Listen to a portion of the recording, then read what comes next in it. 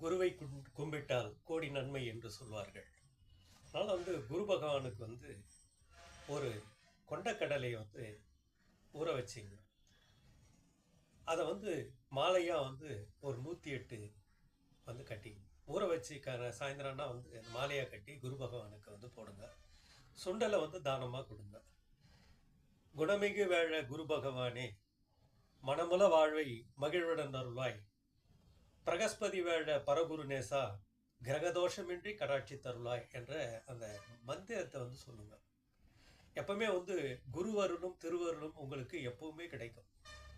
ஜென்மகுரு வனவாசம் என்று சொல்வார்கள். வனவாசம் கிடையாது, நம்ம மனசுல உள்ள எண்ணங்களை அப்படியே ஸ்டாப் பண்ணிடுவார். அவ்வளோதான், வேற ஒன்றும் இல்லை.